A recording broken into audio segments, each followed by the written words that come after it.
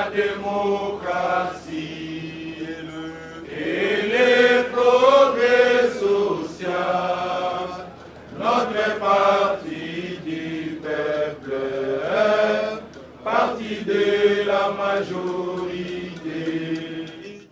C'est votre magazine Face au micro, une magazine qui vous amène des informations fiables par rapport aux activités de notre pays, par rapport aux réalités événementielles. Comme aujourd'hui, Tozaki na IDPS Lelo, on n'était pas pour rien. Nous sommes partis pour voir qu'est-ce qui se passe au sein de l'IDPS. Donc, comme IDPS, on comprend que 41 ans après, déjà l'existence, il y a IDPS 41 ans Lelo. Et quoi que les Kabongote, ça s'est fait parce que IDPS est créé en 1982, qui nomme à Lelo, en 2023, l'UDPS a totalisé au moins 41 ans. Cet événement a été mouvementé, ambiancé parce que tout le monde a des éléments à côté de la bino. Dès le début de la Didier Lacoste azalaki wana pona ko festoyer ko mouvementer événement ndenge elekaki. Après Didier Lacoste toaki komona ke moto na temerité wata Gogan. Nous avons vu la présence d'héritier wata Gogan azalaki wana pona ko agrémenter kaka soirée yango. Mais à part ça, loko les azalaki li solo ya makambu ya I2PES to bande ko beta li solo ya I2PES 41 ans. Il a fallu que ba relater biso un peu histoire ya I2PES 41 ans après. L'UDPS, son parcours, c'est quoi? L'IDPS, qu'est-ce qu'il a fait? Yangwana Tozaki na papa Nabiso, Azaki conseiller, l'ami proche de Tien Tshisekedi wa Mulumba, yé a kozala au prévis, yé nemto arobanda ko expliquer biso historique ya IDPS. Et après, Tokoya Kotsiki la secrétaire générale Nabiso, Tozo Benga Mikolo, Tosa Obika, Augustin Kabouya, Mwanabute, Tosa Obika, merci mon secrétaire général. Secrétaire général, Akoya Kosala élocution, Oeza clair et neutre. Pour Nakolakisa Nabino, l'histoire et puis parcours, il y a IDPS. Yangwana, c'est par là, dans le concours, il y a Derlem avant ou garçon social, un monsieur qui s'est multiplié à plusieurs formes. Natiki Amemabino non total, qu'est-ce qui s'est passé dans 41 ans à IDPS? Tolanda, et puis on se retrouve juste après.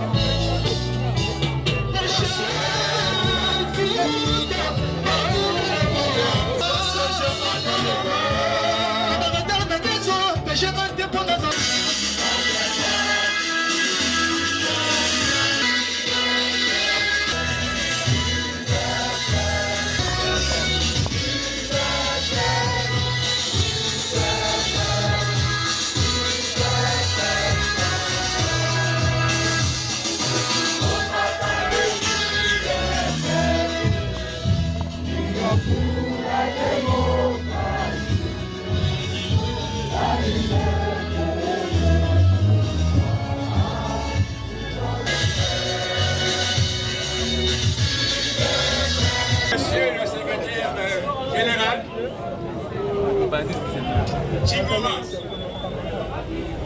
Merci Namaloba. Opesi ngai po nalimbola mwa muke histoire ya UDPS na mokuse.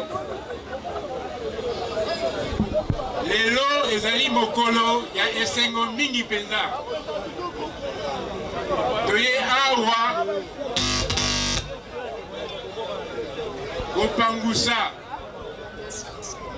motoki na bapinzoli na miso oyo totangisaki pendant 40 ans de lutte.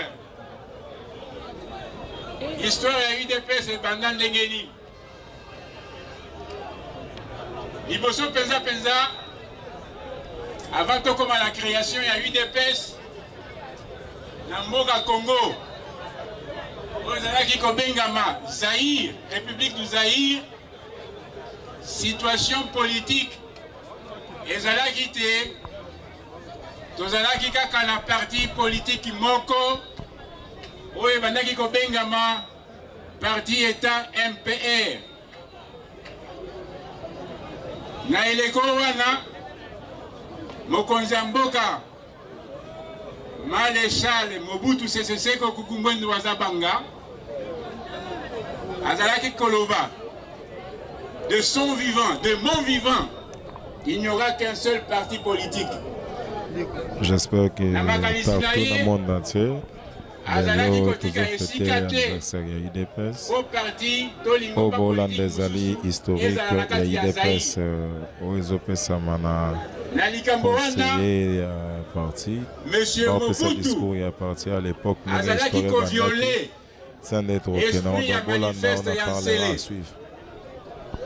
Parce que la manifeste en scellé, au Esalamaka en 1966, bakomaka kuna na kati, moi loboko ya oya biso président Etienne Tshisekedi, ezalaka na document wana babengaka manifeste en scellé.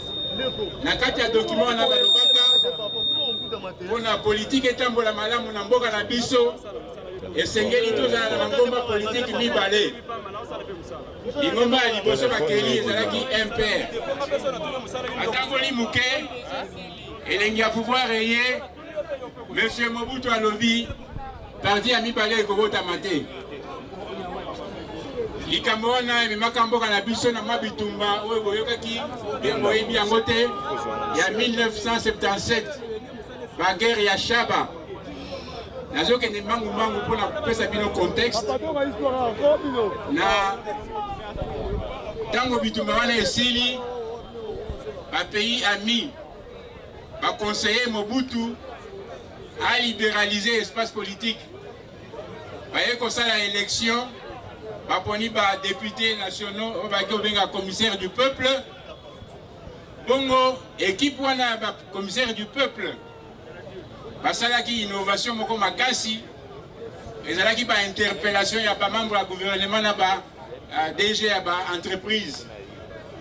Mais le kola Monsieur Mobutu azaki maboko mwa milai ba DG na ba ministre tango bazali ko sala bango interpellation et bandaki komona na makasi ke mingi bazaki ko sala makambo ya mabe na mitindo ya président ya eleko wana. Mobutu aye kokata interpellation. Ba député ya eleko wana balobi tozali mibali population mutu eponi biso tokoki kotika komitika boyete mutu moko a diriger biso. Baye kokata likambo wana bakomeli ye lettre moko, lettre ouverte balobi, lettre de 52 pages esika balimbolaki mabe manso ezalaki kosala manakati ya mboka na biso ba di fléau. Mukanda wana avant de comme pas ya Mobutu ba service na ya recherche ya renseignement ba yaki kozwa yango ba botoli likambo ba yeko kanga sikoyo ba initiateur ya mukanda wana nde oyo boyokaka ba 13 parlementaires L'air bakangi ba 13 parlementaires. Batindi bango. Na relégation na bamboka na bango. Nyokoli bango. Sima ya mwa bambula mibale na banzi. Baye kozongisa bango. Baye ko relâcher bango.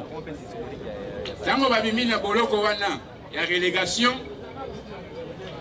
Bango ba moni malamu te. Les 13 parlementaires wana na ba congolais mususu balimaki musala basalaki bamoni ke bongaki malamu malgré makambo ya parti unique parti ya mibale esalema lettre ya 52 pages wana ekomamaka na mois de décembre ya 1980 sikoyo bakangi bango pendant 2 ans ba torture, relégation, révocation na misala, baye kozonga na Kisasa. L'air bazongi na Kisasa, ba parlementaire wana bandimi au sala lingomba ya mibale malgré parti état unique. Né le 15 février 1982, bakei kotika lettre na bango wana na ministère ya intérieur esika basinyaki ke bango bakeli lingomba mususu bapesi yango kombo Union pour la démocratie et le progrès social tobengi na mokuse UDPS ebandeli wana ya UDPS ebandeli wana ezalaki pete Tala la 82, basali acte de bravoure wana, mais lingomba et kokota na kati ya otobengi clandestinité. On a dit clandestinité, bazalaki komi bomba. Ceux qui ont mis la kisi ngai mutia UDPS, bakangi yo. Les wana service à sécurité, bazalaki obengango CNRI. Ceux qui battent CNRI bakangi yo, sort na yo et vanité. Côté bakende kwaka yo famille komona yo lisusu te wana tala vie ekomaki ya ba politicien oyo bawutiki ko créer UDPS ekomaki ya kotambola na mikanda na se ya lipeka na se ya kazaka na butu ozali kokutana bosololaka na bakode Mobutu azaki na Congo sur Mobutu te par exemple, M. Kabeya. Na côte na bango ba yebike so ba bi Kabeya et l'Inyoloba. Wana ezalaki ba côte bazaki utiliser pour la clandestinité. Bazui yo bakangi yo. Combat siko ya UDPS ezalaki ya kobonda. Ezalaki combat makasi kobombama. Kotinda mikanda ya influence. Na ba parlement ya bamboka mususu na ndenge te ba parlementaire congolais nous ayons à l'époque basali acte ya liberté acte ya démocratie mais bazali primé likambo wana eumeli na komba wana ti na 1990 na 1990 événement moko esalamaki na libanda na côté ya Roumanie dictateur moko ya Roumanie, vous avez benga Ceausescu, peuple naye tombokeli ye babomi ye. Mobutu abangi. Lera bangi abandi awa na Congo bengaki consultation populaire. Atamboli Congo mobimba koyoka nini population ezali koloba. Population asengaki changement. Mobutu aye na le 24 avril 1990, Oyebi Mokolowana asali bisukulu munene na Nsele esika atangisaki mai na miso ya loli asengi na peuple congolais va comprendre émotion na ye. Émotion ezalaki nini? Na biso na combat na biso ya UDPS tolobaki ke notre sphinx, le grand opposant Etienne Tshisekedi abetaki Mbatana Molili. Yango lelisaka Mobutu le 24 avril 1990. Maboko pour la bilan. wana ezali ba élément oyo ezalaki kopesa esengo mingi na biso tozalaki na kati ya opposition clandestine. Tango na le 24 avril 1990 Mobutu atangisi mai na biso à reconnaître que parti mosusu ebotama. Mais pour la kokosa batu alobi bon MPR etikali parti kulutu akozwa baleki na ye mibale UDPS na FCN Front commun des nationalistes. Tango likamwana ezongi na public UDPS alobi biso bundi pona démocratie ezala totale. Donc tolingi pluralisme politique intégral avec aussi la liberté, le pluralisme syndical. Ne tumba etikalaki na masolo tina esika toye kokota na conférence nationale souveraine. Donc yako simba ya mutuya ezali nini mukanda ya 13 parlementaires. La lettre de 52 pages yangonde ezali précurseur ya Motama ya UDPS 2 ans plus tard, de 1980 au 15 février 1982, Bandeko bazui courage, malgré que la constitution ait changé, quitté, va signer Mukanda, va accueillir ND Tina ministère de l'Intérieur, va tiki yango balobi, biso, olinga te, likambo ya démon vivant, ezali sous-souté, biso, to créer parti na biso, kombo lango, UDPS. Maboko pour la UDPS. Et tout le biso. Ezalaki Kolongola Bobangi. Ba slogan ya liboso, ba père fondateur balakisa ki biso ezalaki nini? Abat la peur. Abat la peur. Pour ceux que vous allez komilobela, ceux que vous allez ko samba pona eloko na yo droit na yo. Kozala na bobangi te. Les leçons penza tozwa na UDPS na bokeli ya UDPS peuple alongola bobangi. Ozali na droit na yo, telemela droit na yo. Osala ka musala epa ba étranger, telemela ba droit na yo. Congolais ali mutu ba nyata yete. Mopayata za na mbongo na ye, yo soko ozali na droit na yo, telemela ba droit na yo. Des leçons ya UDPS wana. Maboko pour la UDPS. La libération morale et mentale de l'homme congolais. Ne Yakosimba na kati ya combat ya UDPS. Na robenda penza mulaite pour makambo somana. Secrétaire général akozongela yango na discours na ye. Ngai na PSB moi sommaire wana na lingala pona toyeba te etumana biso ezali tumaya état de droit et de démocratie. Etumba wana mutu abangela yango te. Ezala ba grenade, ezala ba lacrymogène, ezali biloko tolia bala ebele. Balinga bakufa nanda kwa baboma mususu misusu babika babima na ba fenêtre kasi tolonga etumba.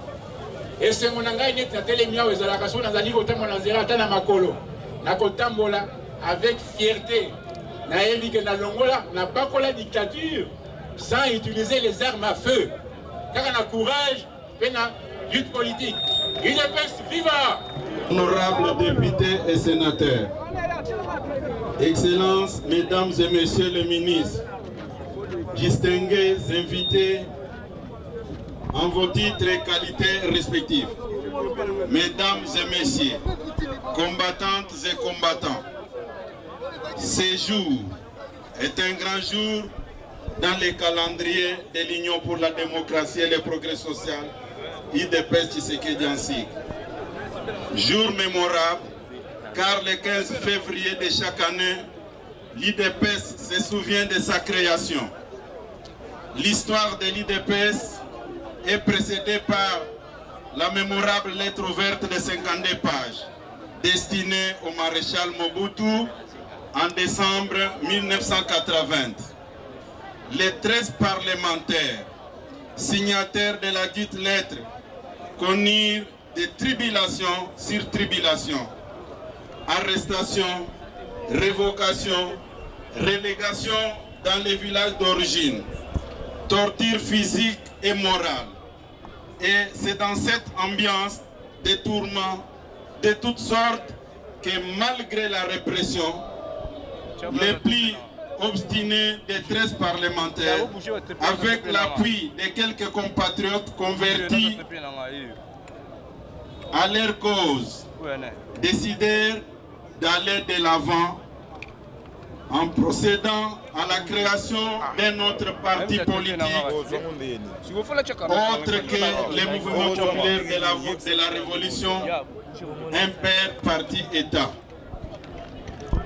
C'est le 15 février 1982 que cet acte héroïque est posé. Nous voici donc rassemblés ici pour commémorer et célébrer ce jour anniversaire au bout du 41e anniversaire. Il convient de rendre hommage à tous nos vaillants pères fondateurs. Hommage à Joseph Ngalampandangila, hommage à Isidore Kananachongo, hommage à Nakle Makanapinga, hommage à Étienne Tshisekedi wa Mudumba et hommage à Gabriel Kungo wa Kumwanza, hommage à Mwasem Nyaroliem,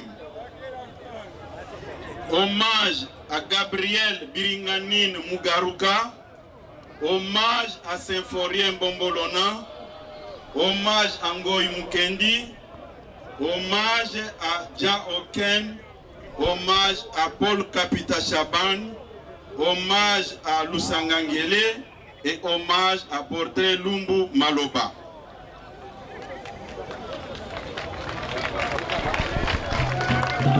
Sans vouloir être exhaustif dans leur énumération, nous en citerons quelques-unes parmi les plus saillantes. Nous saluons la paix des guerres et la paix sociale ressentie par les Congolais, contents d'avoir pour berger un de leurs, c'est-à-dire un Congolais comme eux, dans cette paix retrouvée, chacun a l'attitude de circuler partout librement dans la quiétude. Sur le plan sécuritaire, hormis quelques poches résiduelles dans l'est du pays, la paix, la sérénité et la concorde nationale règnent sur l'ensemble du territoire national. Nos populations et tout notre peuple ont confiance en l'autorité de l'État. Chaque citoyen, chaque personne sait recouvrer ses droits au cas où il serait lésé. Nos forces armées, la police nationale et nos services de sécurité montent en puissance pour la défense de l'intégrité du territoire national. Leurs conditions de vie et de travail connaissent une amélioration certaine et constante. S'agissant de l'administration publique, elle est en phase de rajeunissement.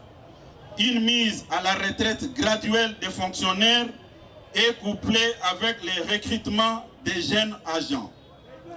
Pour soulager les passionnés de l'État, la couverture de la Caisse nationale de sécurité sociale est étendue aux provinces et à l'ensemble des retraités qui auparavant en étaient exclus. Sur le plan diplomatique, les blasons de notre pays est redoré partout où ils étaient ternis. Notre pays récupère de plus en plus son leadership naturel partout où il était noté absent. Sur le plan de l'enseignement, la gratuité de l'enseignement de base est effective et le gouvernement a mis tous les paquets pour résoudre les différents écueils comme c'est de non-payés et de nouvelles unités et pour allouer des frais substantiels de fonctionnement aux différentes écoles selon leur catégorie.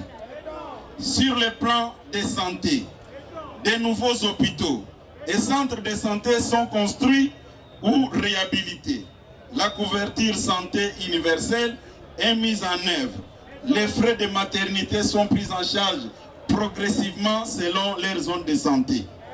Sur le plan des infrastructures, les voies de communication sont construites, élargies ou réhabilitées. Les chemins de fer sont relancés. Des ponts et des bacs sont construits ou installés, sans oublier la baisse du prix des billets d'avion. Sur le plan économique, le budget de l'État a été décuplé. La réserve d'échange a atteint pour la première fois 4 milliards de dollars, malgré les chocs pétroliers consécutifs à la guerre russo-ukrainienne. Notre économie tient bon. L'inflation est maintenue dans des propositions compatibles. 3,6% d'inflation.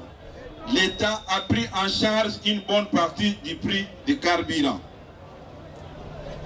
La dernière action à citer, et non de moindre, est le programme de développement des 145 territoires, initié par son Excellence, Monsieur le Président de la République, chef de l'État, Félix Antoine Tshisekedi Tshilombo.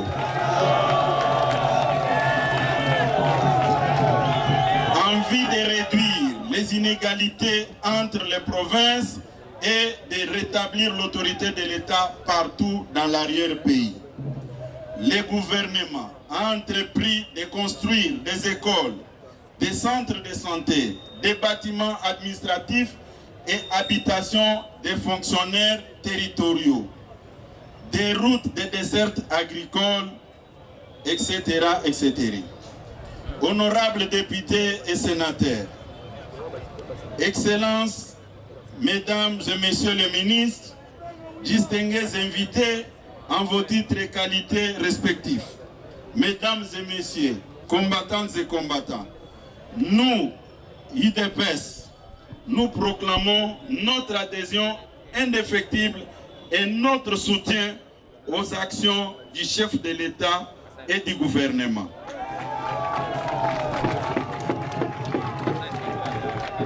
Nous sommes déterminés à lui assurer un second mandat aux élections de décembre prochain. Nous sommes engagés à accompagner en vue de répondre aux attentes du peuple congolais dans la droite ligne de notre mot d'ordre, le peuple d'abord. Je ne peux pas clore mon propos sans féliciter nos vaillantes forces armées pour tout ce qu'ils continuent à faire en défendant notre territoire national. Je félicite encore le peuple congolais pour son engagement dans le processus électoral en cours. Continuez à vous faire enrôler pour prendre part aux prochaines échéances qui pointent à l'horizon en 2023. Honorables députés et sénateurs, Excellences, Mesdames et Messieurs les ministres, distingués invités en vos titres et qualités respectifs, Mesdames et Messieurs, combattantes et combattants, au nom de l'Union pour la démocratie et le progrès social, du haut de cette tribune, je vous souhaite un joyeux anniversaire à nous tous, bonne fête à nous tous, que Dieu de paix et d'amour nous accompagne dans tout ce que nous faisons pour le bien-être de cette population de la République démocratique du Congo. Je vous remercie.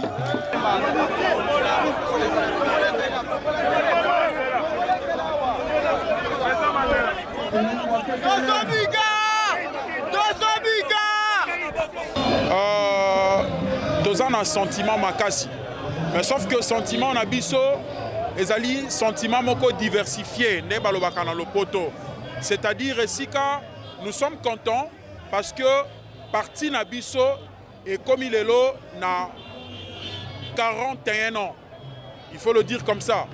Mais esika pema ezali parce que ezali parti oyo traversé ba dictature rebelle. Yo yebi to bandaki na Mobutu et toye ko souffrir lisusu na dictature ya bato moko bakomela biso congolais bayaka na babot lelo baza ba milliardaire. Toza na bandeko ebele bakoti si ya mabele po na Congo ezwa lokumo ekozali kozwa lelo. Yo yebi bandeko ebele bakota batumama vivant, batumama vif na parti oyo. Pour lelo plus de 5 millions d'enfants congolais partent gratuitement à l'école. Donc comprendre ngai esika koto nazali koseka kasi esika koto pe nazali na mawa. Merci beaucoup. Et c'est bino. C'est tout bino bandeko ya diaspora et c'est mon cordon le plus crédible. Dadi Mavangu Vungule. DJ Moko ya solo na poto soza ba manifestation za ba événement benga Dadi Mavangu Vungule agozalawana pona wayamba bino. Merci na yo susu mama Deborah Tambo moni secrétaire général Tosao Bika B50 otoro benga Mikolo Augustin Kabuya. Omonié, oyoke locution na ye, oyoke comment il vous a expliqué histoire ya IDPS parcours ya IDPS et outi wapi et bandi wapi et komi wapi yangwana oya pesaki parce que to saluer pe présence ya ba monsieur le maire nyonso bazaki wana en particulier na ko saluer monsieur son excellence Charlie Luboya hein bourgmestre na biso ya commune ya Kalamu Musala Nezo Salama et pas honorable Musala Mama Dorothée Madia Mama ni mama Dorothée m'a dit yo pozalaki wana pona kolandela makambu ya IDPS ndenge nini ezotambola na kobosa na te ko remercier bino nyonso surtout nazo remercier lelo bato nyonso ba s'abonner massivement na chaîne na biso Congo Mboka TV surtout ba onon ba s'abonner te lelo na sengi bino bo s'abonner ebele ya ebele parce que na chaîne na biso bokoza na ba information oyo eza fiable bokozo ba information oyo eza verdict parce que na boyi ba information bolo bo eza ba fake news mais on a teli bino eza information oyo eza verdict vrai. Je remercie aussi la femme la plus chère, celui qu'on appelle Souria Nzongo. La femme selon le cœur de quelqu'un. Je remercie Derlem avant ou Soda toujours Pemben Nangai Azawana. Je remercie Chiffre Djamba. Chiffre Djamba, na remercie yo.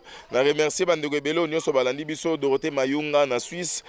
Yo po benga ki Olanda ki biso na ba intervention eleki. Jean-Baptiste Ngoywango yo po Olanda ki biso Paul Chibambe. Na remercie bino nyonso Papa Edo, Mama Dorcas, Lili Mokono, Zolo. Yo benga una appel normal. Mon à Switzerland, à Zolo yo legi bango parce que yo benga normal 45 minutes so bichi bambalo za kimia. Na remercier na musika ici Azali, na obosa na te na répéter la seule femme qui me met à l'aise, Souria Nzongo, la femme selon mon cœur. Na remercier ici Azali, na ebiki azana coulisse quelque part. Surtout merci na bino nyonso ba ebolanda kinga na pesi bino merci parce que na minute derrière zo sala ngasini parce que TV zangonga na komi golugana kabwana bino merci na bino nyonso ba ebolandinga. Merci na ngai moko pepe on a tsaki disponibilité kolanda bino. Bye bye à la prochaine.